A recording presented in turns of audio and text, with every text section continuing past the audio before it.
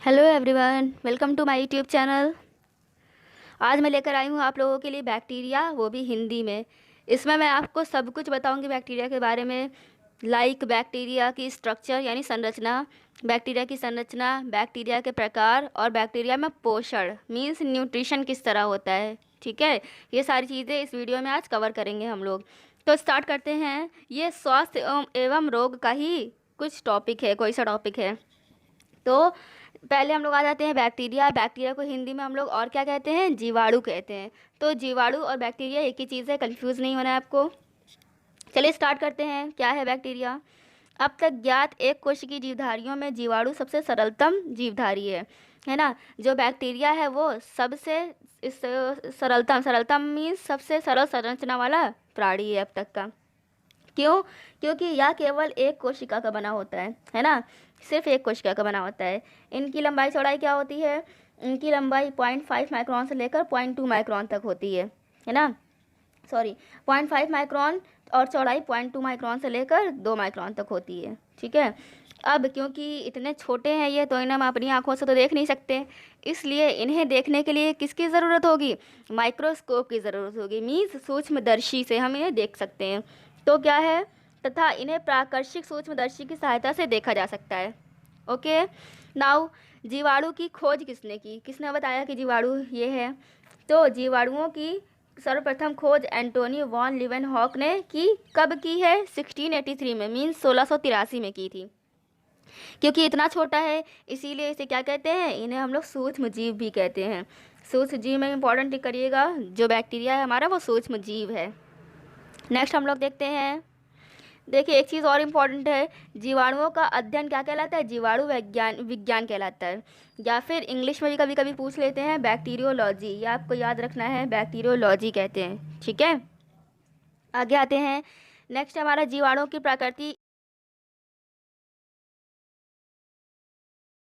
इनकी प्रकृति कैसी होती है या आकृति कैसी होती है। ठीक है, यहाँ प्रकृति नहीं बल्कि आप लोग आकृति कर लीजिएगा, इसे छोटा आ बना लीजिए।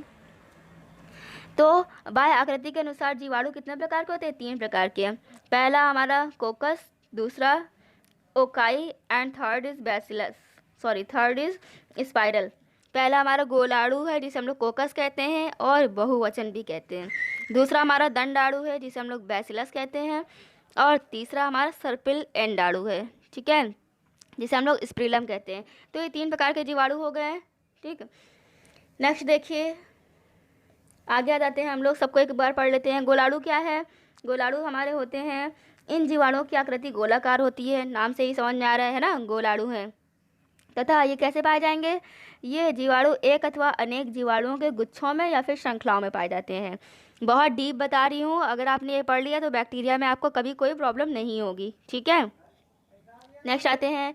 इसका एग्जाम्पल क्या है? एग्जाम्पल इसका निमोनियाप निमोनियाप निमोनिया लिखा है भैया, पा हटा दीजिए, आप लोग पा क्रॉस कर दीजिए। तो निमोनिया, निमोनिया का जो जीवाणु होता है वो गोलाणु होता है, मीन्स गोलाणु प्रकार का होता है।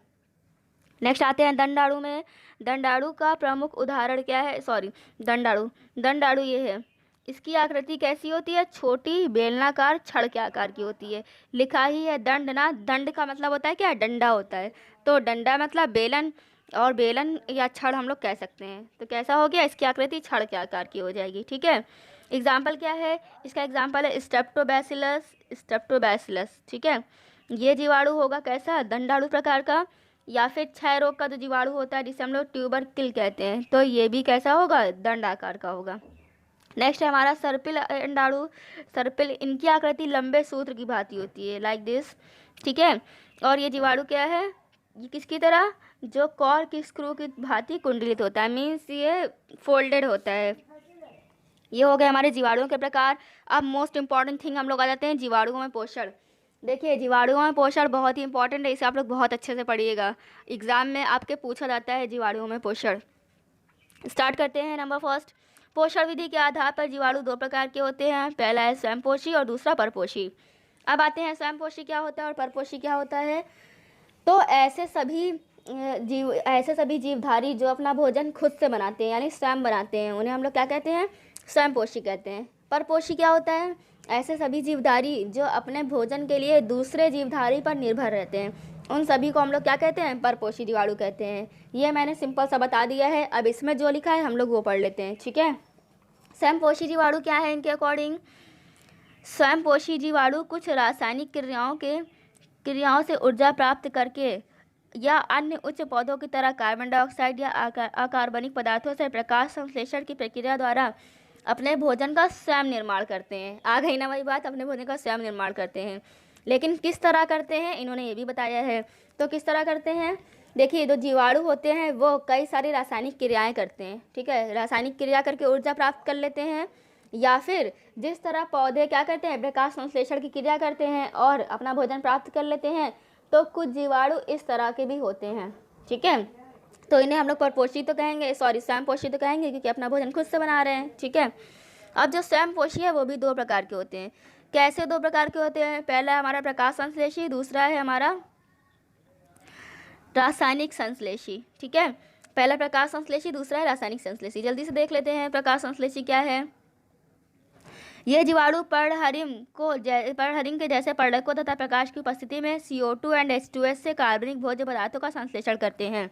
अगर आप लोगों ने कभी प्रकाश संश्लेषण की क्रिया पढ़ी हो तो उसमें भी यही चीज़ होती है, बस उसमें क्या होगा? H2S की जगह H2O होता है ना। प्लांट क्या करते हैं? वाटर और कार्बन डाइऑक्साइड को लेकर किसकी उपस्थिति में? प्रकाश की उपस्थिति में अपना भोजन बनाते हैं, यही तो होता है ना। लेकिन जीवाणु क्या करते हैं? जीवाणु कार्बन डाइऑक्साइड और H2S को लेकर क्या करते हैं? बनाते हैं अपना भोजन प्रकाश की उपस्थिति में। तो इसके लिए रिएक्शन क्या है? इसके लिए रिएक्शन ये दी हुई है, आप लोग नोट कर लीजिएगा, बहुत इंपॉर्टेंट रिएक्शन है, ठीक है। अब दूसरे में हम लोग आ जाते हैं रसायन संश्लेषी में। रसायन संश्लेषी क्या करेंगे? जो रसायन के थ्रू अपना भोजन लेंगे। तो स्टार्ट करते हैं, या कार्बनिक तथा अकार्बनिक पदार्थों का ऑक्सीकरण करते हैं। इस तरह के जो जीवाणु होते हैं पहले ये कार्बनिक और अकार्बनिक पदार्थों का ऑक्सीकरण करेंगे, ठीक है। जब ऑक्सीकरण करेंगे, ये कैसी क्रिया है? एक रासायनिक क्रिया है। और इसके बाद जो ऊर्जा मुक्त होगी उस ऊर्जा का निर्माण किस लिए करेंगे? वो भोजन निर्माण के लिए करेंगे। मीन्स क्या है? अब हमें ऊर्जा मिल गई, ठीक है। ऊर्जा मिलने के बाद हम क्या करेंगे? फूड को फाइंड करेंगे, फूड हम लोग खुद से बनाएंगे, क्योंकि हम लोग स्वयंपोषी पढ़ रहे हैं। तो ऊर्जा मिलने के बाद हम फूड का यानी जीवाणु फूड का फॉर्मेशन करेंगे। एग्जाम्पल क्या है? एग्जाम्पल बहुत ही इंपॉर्टेंट है, नाइट्रोबैक्टर। नाइट्रोबैक्टर बस आप एक याद रखिए, बहुत ठीक है यही। आगे आते हैं, दूसरा, पहला हमने क्या पढ़ लिया है? स्वयंपोषी जीवाणु। दूसरा हमारा परपोषी जीवाणु है। परपोषी क्या था आप लोग को पता है। तो अधिकतर जीवाणु परपोषी होते हैं, या बैक्टीरिया अपना भोजन स्वयं नहीं बना सकते हैं ना, भोजन के लिए अन्य साधनों पर निर्भर होते हैं तथा उनसे अपना भोजन प्राप्त करते हैं। ये कितने प्रकार के होते हैं? 3 प्रकार के होते हैं। कौन कौन से हैं? पहला हमारा परजीवी है, दूसरा मैटोपजीवी है, और तीसरा हमारा सहजीवी है, ठीक है। नेक्स्ट आगे आते हैं, हम लोग पढ़ लेते हैं क्या क्या होता है परजीवी, मैटोपजीवी और सहजीवी में। परजीवी पे आ जाते हैं। ये जीवाणु जीवित पौधों तथा प्राणियों से भोजन प्राप्त करते हैं, ठीक है। एग्जाम्पल क्या है? एग्जाम्पल है ट्यूबरकुलोसिस। ट्यूबरकुलोसिस आप एक एग्जाम्पल याद रखिए, काफ़ी है इतना। नेक्स्ट हमारा मैटोपजीवी। ये जीवाणु मृत कार्बनिक पदार्थों से, अच्छा, मृत और जीवित की बात याद रखिएगा। देखिए, परजीवी में मैंने जीवित बोला था, है ना, और यहाँ पर मैं मृत बोल रही हूँ। मृत मतलब डेड ऑर्गेनिज्म से अपना फूड लेंगे, ठीक है। इनका एग्जाम्पल क्या है? इनका एग्जाम्पल है बैसिलस और माइकोइडर। सहजीवी कौन कौन से हैं? कुछ जीवाणु अन्य जंतु तथा पौधों के साथ रहते हैं और एक दूसरे को लाभ पहुंचाते हैं, ठीक है। मीन्स जिसके पास रह रहे हैं उसे भी कुछ ना कुछ फ़ायदा देंगे, और खुद को तो फ़ायदा हो ही रहा है क्योंकि उन्हें रहने की जगह मिल रही है, ठीक है। तो इस संबंध को हम लोग क्या कहते हैं? इस संबंध को हम लोग सहजीवी कहते हैं, याद रखिएगा, सहजीवी। एग्जाम्पल क्या है? एग्जाम्पल इसका बहुत ही इंपॉर्टेंट है। जैसे मटर कुल के पौधों की जड़ों में राइजोबियम लेगुमिनोसेरम सहजीवी का पाया जाना। मटर के पौधों की जड़ों में एक जीवाणु पाया जाता है जिसका नाम राइजोबियम लेगुमिनोसेरम है। ये किस प्रकार से रहता है? सहजीवी के रूप में रहता है। मीन्स उसको भी कोई ना कोई फ़ायदा पहुंचाता है, और जो उसको रहने की जगह मिल रही है पेड़ के अंदर यानी प्लांट के अंदर। नाउ सबसे इम्पॉर्टेंट चीज़ की तरफ हम लोग आ गए हैं, कोशिका की संरचना। कोशिका की संरचना बहुत ही इम्पॉर्टेंट है। कोशिका क्या है, इसकी संरचना किस तरह है, ये आप लोग देख लीजिएगा अच्छे से। चलिए स्टार्ट करते हैं कोशिका की संरचना।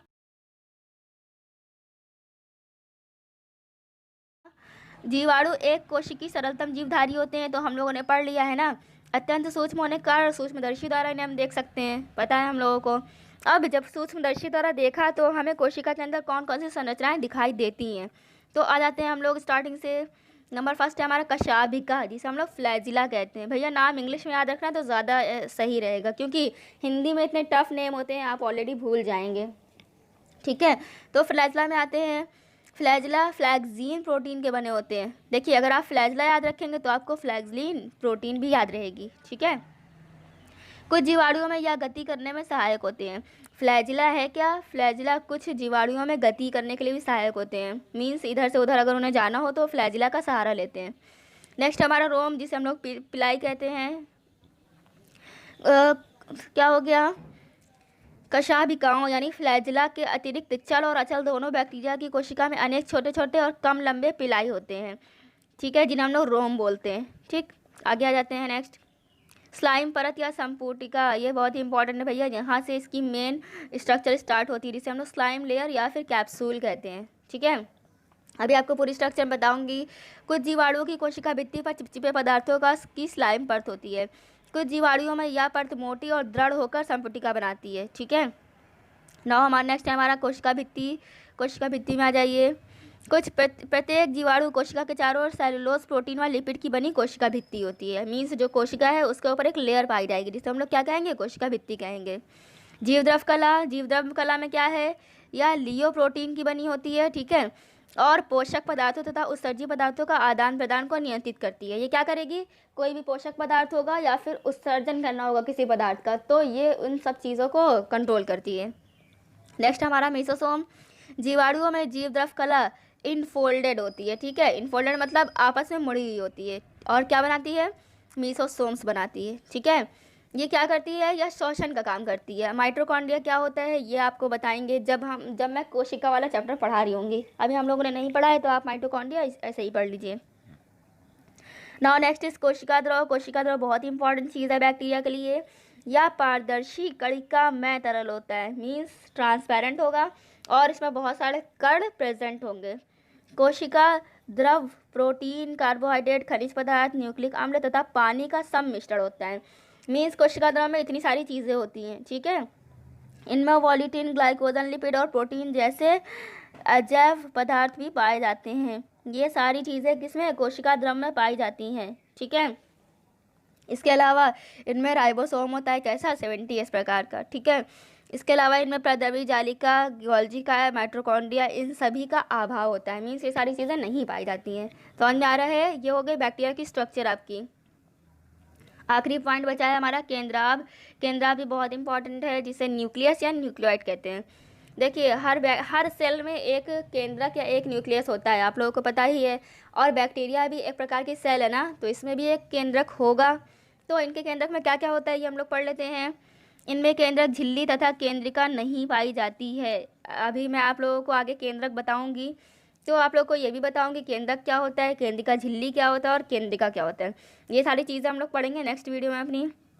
अभी हम लोग ये देख लेते हैं, जो इसकी बॉडी है इसका केंद्रक है। केंद्रक में केंद्रिका झिल्ली नहीं होती है, और इसमें केंद्रिका भी नहीं पाई जाती है। ठीक है, तो इसमें जो हमारा केंद्रक है वो क्या हो जाएगा? वास्तविक नहीं होता है, यानी ट्रू न्यूक्लियस का अभाव होता है। ठीक है, ये हो गई हमारी बैक्टीरिया की स्ट्रक्चर। अब इससे रिलेटेड आपको कोई भी प्रॉब्लम हो या फिर इससे रिलेटेड कोई भी क्वेश्चन आप लोगों को पूछना हो, तो आप लोग कमेंट सेक्शन में कमेंट कर सकते हैं। वीडियो कैसा लगा ज़रूर अपना एक्सपीरियंस मुझे बताइए। अगर कोई भी कमी आपको वीडियो में लग रही है या कोई चीज़ नहीं समझ में आ रही है, तो उसे कमेंट सेक्शन में आप लोग कमेंट करिए please please. And keep support, keep watching and keep subscribing. Thank you.